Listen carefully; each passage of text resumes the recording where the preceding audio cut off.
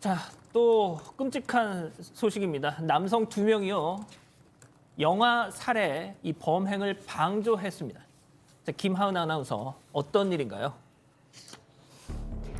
2명의 남성이 온라인에서 불법으로 임신 중절약, 낙태약을 판매하면서 영아 살해 범행을 도운 사실이 드러났습니다.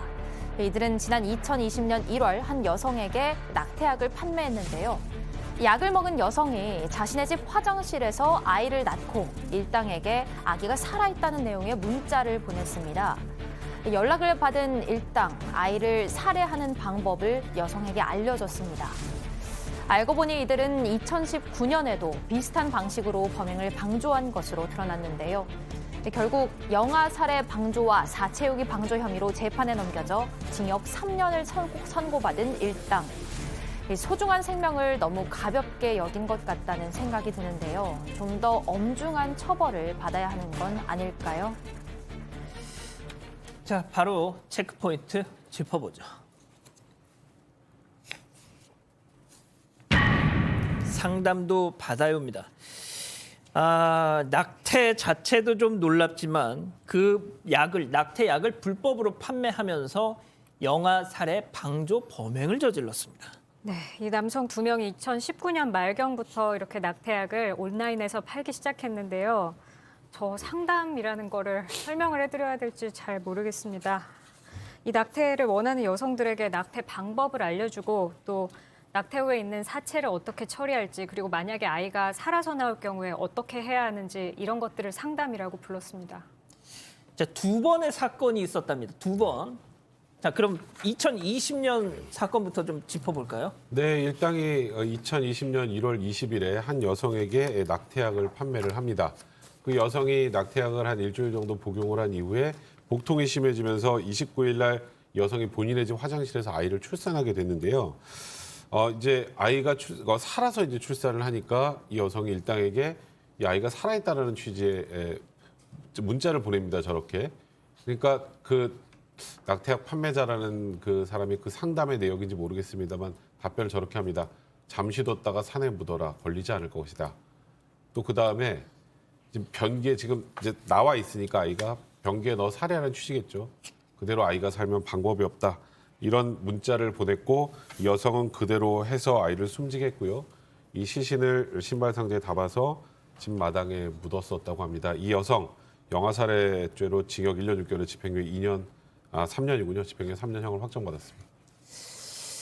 그 영아 살해를 이렇게 지시한 그 불법 낙태약 판매자들 얘기는 잠깐 뭐 좀 이따 하더라도 박 변호사님. 네, 아이가 뭐가 됐든 살아서 나왔잖아요. 그렇죠. 살아 있잖아요. 낙태라는 거는 복 안에 이제 배 안에서 태아가 엄마 밖으로 나오지 않고 뭐 사산했을 때 죽었을 때 낙태죄가 되는 거고요. 나왔으면 사람이 되는 거예요. 우리 뭐 민법이든 형법이든 이 몸이 전부 노출이 돼가지고 지금 아마 호흡까지 했지 않을까 생각이 드는데 사람이 됐는데 그것을 죽였기 때문에 뭐 형법적으로도 낙태죄가 되지 않고요. 살인죄, 여기서 영아살해죄가 성립을 합니다. 자, 지금 교수님, 저희가 오늘 이 사건의 뭐 어떻게 보면 주범들은 불법 낙태약을 판매하고 그걸 또 낙태를 영아를 죽이도록 코치해준 그자들의 얘기지만 저는 그걸 떠나서 저는 이 부모들 이게 더 충격적이에요, 솔직히. 예. 그러니까 그렇게 하라고 해서 한 거지 않습니까? 예? 그러니까 이제 이 판매자하고 고객하고 서로의 어떤 그 일치점이 있었다라고 저는 보는데요. 그 옆에서 그것을 갖다가 이렇게 가르쳐 준, 그 수법을 가르쳐 준 사람들 같은 경우는 아예 죄책감이 없는 것으로 보여요. 오히려 저 사람들이 힘든 그런 상황에서 그걸 해결할 수 있도록 자기는 도와줬다. 근데 이 사람들이 죄책감을 중화시킬 수 있는 가장 중요한 것은 자기가 직접 자기 손으로 그 아이를 갖다가 어떻게 한 것은 아니거든요. 그런 것이 어떤 의미를 갖고 있느냐. 앞으로 사업을 확장하고 판매를 촉진하고 그리고 고객을 확보한다. 즉 다시 말해서 그게 뭘까요? 바로 돈입니다. 금전이니까 결론은 생명보다는 자기들이 벌려고 하는 그 사업 또는 그 돈이 훨씬 더 중요하다라고 하는 아주 극단적인 인명 경시 사상이 횡배해 있다라고 보겠죠. 이 부모들은 어떤 처벌을 받습니까? 일단 영아 살해죄는 일반 살해죄보다 형량은 좀 낮습니다. 분만 직후에 흥분 상태 등 참작할 만한 동기가 있는 경우에 일단 영아 살해죄가 성립을 하는 건데요. 일단 1심에서는 아기 엄마, 아기 아빠 둘 다 실형이 선고가 됐었습니다. 그런데 둘 다 형량이 너무 중하다. 그래서 항소를 했고요. 항소심에서 전부 집행유예로 풀려났습니다. 여성에겐 징역 2년에 집행유예 3년, 또 남성에게 징역 1년에 집행유예 2년을 선고했는데 재판 과정에서 뭐 반성문을 한 32차례 정도 제출한 것으로 알려져 있고요. 이 판결은 확정돼서 집행유예로 모두 풀려난 상황입니다. 박 변호사님, 네. 저는 뭐 지금 계속 얘기를 하고 있지만 그걸 코치해준 인간들 당연히 나쁜 인간들이죠. 나쁘죠. 자, 그런데 이 부모들 집행유예 이거는 저는 솔직히 납득이 안 되는데요. 근데 이제 뭐 달리 봐야 됩니다. 살인죄랑 영아 살해죄가 이 범죄가 이 생명을 뺏은 거는 같은 범죄지만 살인죄가 예컨대 사형 무기 5년 이상 징역이라면 이 감경적 요소입니다. 아주 흥분됐을 때 직후에 아이가 태어나 직후에 살해됐기 때문에 10년 이하의 징역입니다. 그래서 존속 살해는 또 오히려 또 가중이 돼 있거든요. 그런 것들이 반영이 되기 때문에 집행유예 된 것으로 보이고 마찬가지로 지금 공범으로 보이는 이제 이 사람들은 징역 3년인데 영아 살해를 기준으로 방조를 했기 때문에 영아 살해죄 방조가 됩니다. 그래서 실형 중에도 좀 낮게. 근데 그렇지만 지금 우리 진행자 얘기처럼 이 사람의 생명을 절대적으로 보호해야 되는데 갓난아기도 예일 수는 없기 때문에 비난 가능성이 크다고 해서 이 두 명한테는 각 징역 3년을 선고를 했습니다.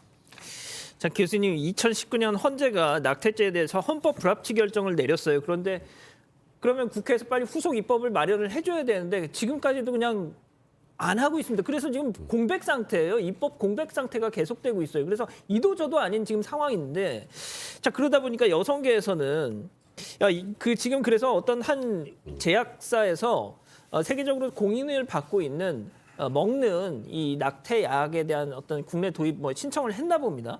자, 그런데 이게 또 지금 막 지지부진한가 봐요. 그러다 보니까 결국 이렇게 불법적으로 약이 유통이 되면서 이런 지금 사달이 벌어지고 있는 건데, 그래서 여성계에서는 여성들의 안전 보장을 위해서라도 빨리 안전성이 검증되는 임신 중절약 도입을 해달라 이런 요구도 하고 있다고 하더라고요.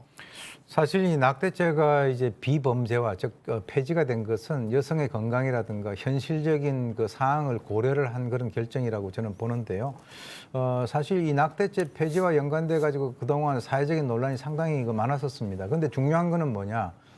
일단 국민의 입장에서는 말이죠. 이게 그 여성의 건강이라든가 이 낙태라고 하는 것이 매일 이루어지는 그런 상황이기 때문에 빨리 뭔가 어떤 국가가 거기에 대한 어떤 책임을 지고 거기에 맞는 그 조치를 갖다 해줘야 되는데 이렇게 지지부진한다라고 하는 것은 뭔가 문제는 던져놓고 거기에 대한 마무리를 갖다가 잘 하지 않는 것이 아닌가라고 하는 그런 측면에서는 이번 사건 같은 것을 뭔가 참고로 해서 빨리 아까 앵커께서 말씀하신 대로 여성 단체에서 이제 요구를 하는 그런 어떤 조치, 어떤 약품의 수입 이런 것들이 신속하게 이루어져야만 이런 현상들이 더 이상 지속되지 않을 수 있다라고 생각됩니다.